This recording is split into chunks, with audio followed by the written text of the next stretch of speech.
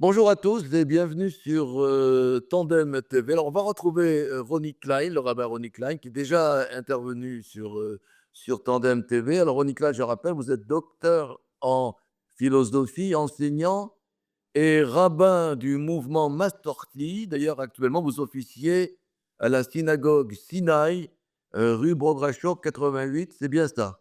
Absolument, oui. Voilà. Alors, il va se passer dans cette synagogue quelque chose d'intéressant, ben, il s'en passe toujours, mais là, encore plus précisément, c'est jeudi 13 février prochain, pas ce jeudi, mais l'autre, le jeudi 13 février exactement, à 20 h. C'est, sous un titre qui est un peu agressif, mais je crois que c'est volontaire, vous nous direz: «L'État d'Israël est-il encore sioniste?»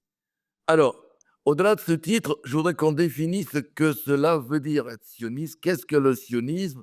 Vous vous dites, l'État d'Israël est le produit d'une histoire, celle du sionisme.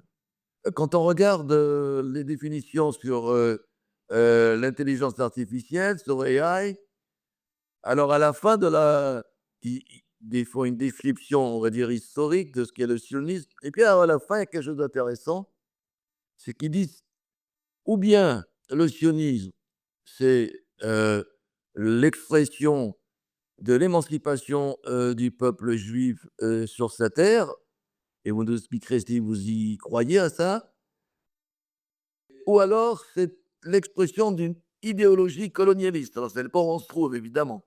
Alors, d'abord, quel est le sionisme pour vous? Oui, alors bonjour William. Alors vous savez, on dit, 2 juifs, 3 opinions.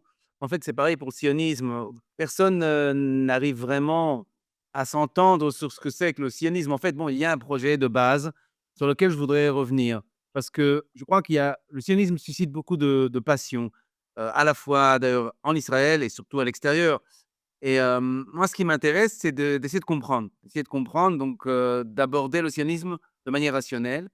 Et pour comprendre, il faut revenir à l'origine. À l'origine, c'est la fin du 19e siècle, avec bien l'idée de Herzl, d'un État juif sur, un territoire, bon, qui est devenu la terre d'Israël, la terre ancestrale des Juifs. Donc ça suppose, une terre, un peuple et un État. Ouais, déjà 3 choses. Mais immédiatement, du temps même, de l'époque même de Herzl, il est venu, d'autres sionistes qui ont dit: «Non, finalement, l'État, c'est pas si important. Ce qui est important, c'est la culture, un foyer juif. Un foyer juif sur la terre, mais pas forcément l'État», comme par exemple les Haddam, c'était le sionisme culturel.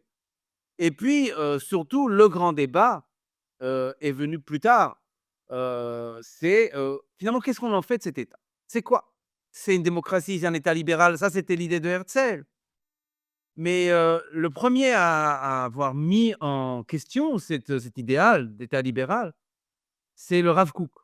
Et dans la conférence, je vais consacrer un certain temps à expliquer quelle est l'importance du Rav Kook parce que l'idée d'État juif, quelque part, eh bien, elle vient aussi de cette dimension religieuse. Parce que qu'est-ce que c'est État juif si ce n'est un État qui a en lui une dimension religieuse? Le judaïsme, dans le judaïsme, il y a une dimension religieuse, qu'on le veuille ou non.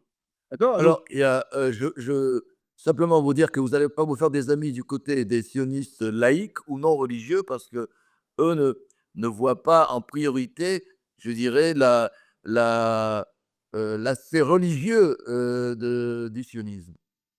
oui, bien sûr, bien sûr. D'abord, d'ailleurs, le sionisme était, une idéologie non religieuse. C'est clair, Herzl, Nordau et Haddam non plus d'ailleurs. Ils n'étaient pas des juifs observants, ils étaient sortis du giron de la tradition et de la religion. Et toute la question, c'est effectivement, depuis un siècle, on se pose la question, hein, avec Ben Gurion, avec tous ceux qui ont suivi, Begin, Rabin, Sharon et jusqu'à aujourd'hui. Qu'est-ce qu'on fait de cet État? Quelque part, on ne s'entend pas sur l'identité de cet État. Quand on dit État juif et démocratique, ça suscite immédiatement 2 camps. Ceux qui disent: «Oui, oui, surtout ce qui est important, c'est évidemment démocratique, libéral. Après bon, il est juif parce que nous sommes juifs, d'accord». Et ceux qui disent: «Non, non, non, ce qui est important, c'est juif». D'accord? C'est pour le peuple juif, c'est parce que le peuple juif est persécuté et donc c'est un État pour le peuple juif. Vous voyez Alors déjà, qui a raison? Qui a raison finalement? voilà, qui a raison? Toute la question, c'est comment réconcilier, Comment Ah, réconcilier? Est-ce qu'on peut réconcilier déjà? voilà. Et réconcilier cette double dimension. Je cro moi, ça fait quelques années que je réfléchis sur cette question et je crois qu'à la conférence, je vais essayer de dire les choses de manière la plus claire et la plus concise possible, si c'est possible, parce que c'est un immense sujet, évidemment.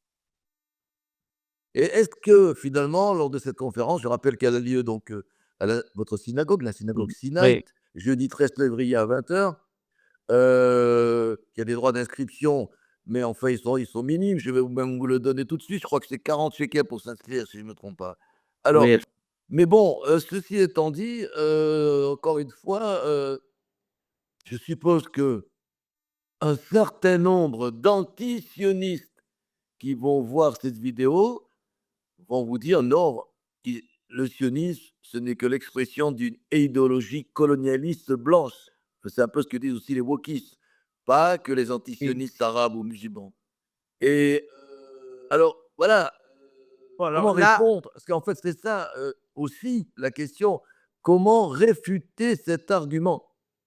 alors, vous savez, réfuter cet argument, je crois que c'est le fruit de l'ignorance, tout simplement. Quand on connaît pas l'histoire juive, quand on connaît pas, eh bien, la relation du peuple juif à sa terre, évidemment, on peut parler de colonialisme, c'est absurde. Le sionisme n'est pas un colonialisme, le sionisme est le retour du peuple juif sur sa terre ancestrale. Historiquement, c'est sa terre, de manière et aussi religieusement, même si on n'accepte pas d'ailleurs la religion, même historiquement, c'est sa terre. Donc cette idée de colonialisme est tout simplement le fruit de l'ignorance. Il suffit de lire, un précis, rapide d'histoire juive pour comprendre que ça n'a rien à voir avec le colonialisme, avec ce que c'était que le colonialisme, en Europe, je veux dire le colonialisme européen, qui s'est étendu, sur le monde entier. Ça n'a absolument rien à voir et de dire que les implantations juives en Judée-Samarie, ce sont des colonies, c'est encore une fois, c'est une absurdité, d'abord les colonies en général, c'est quelque chose qui se passe loin, au-delà des mers. Ici, c'est notre territoire, c'est notre terre, donc il ne s'agit pas du tout de colonies et je ne crois pas qu'on puisse même réfuter cet argument. Il suffit encore une fois, simplement de mettre les choses au point au niveau de l'histoire juive, de ce que c'est que l'histoire juive, de mettre préciser quelques faits. Alors sans divulguer la substantifique moelle de votre conférence, parce que, autant y aller, ce sera plus simple. Mais, je me souviens dans les années 70 quand j'étais étudiant dans ce pays, à l'université de Jérusalem, il y avait aussi encore souvent, nous étions après 68, donc vous pouvez vous imaginer toutes les discussions qu'il y avait entre les religieux et les non religieux, les anti-sionistes, les sionistes, les gauchistes et pas les gauchistes. Et finalement, moi, j'avais trouvé, je ne sais plus qui me l'avait donné, je crois que c'est un ami suisse qui m'avait dit: «Finalement, être sioniste, c'est tout simplement, pardon, venir s'installer et vivre en Israël». Est-ce que vous êtes d'accord avec cette définition? Bien sûr, la présence, vous savez, il y a beaucoup de sionistes qui parlent beaucoup, mais qui restent, en France ou ailleurs, qui viennent pas. Oui, Ouais, oui, voilà. Est-ce qu'ils ça sont c'est une sionistes, blague. eux? Oui. Est-ce qu'ils Bien sûr, sont d'abord un sionistes ou qui sioniste, en c'est parlent quelqu'un beaucoup? qui voilà, qui réalise, qui met ses actes en accord avec ses paroles. Donc qui réalise la Aliyah, qui vient s'installer ici. Et vous savez, d'ailleurs une fois qu'on est ici, on parle beaucoup moins en grand dans les des on fait beaucoup moins de grands discours et on vit sa vie et on vit le sionisme au quotidien, en quelque sorte. Être sioniste, c'est d'abord vivre en Israël et vivre la réalité israélienne. Mais, moi, ce qui m'intéresse, c'est évidemment quel sens donner à la vie en Israël. Pas simplement vivre et aller à la plage ou jouer à la pétanque. C'est pas il s'agit pas simplement de ça. À ce moment-là, pourquoi? Heu, d'accord, c'est important d'être là, bien sûr, mais ça ne suffit pas. Il faut donner un sens à la vie en Israël et toute la question, c'est quel sens, donner à cette vie, évidemment. Alors vous savez, aujourd'hui, en politique, il y a beaucoup de clivages, il y a un immense clivage en Israël et je vais aussi essayer de comprendre dans cette conférence d'où vient ce clivage. Le clivage qui divise tellement la société israélienne. Ça, c'est quelque chose qui est très important de comprendre pour essayer d'en sortir, parce que ça nous mine quelque part aussi ça.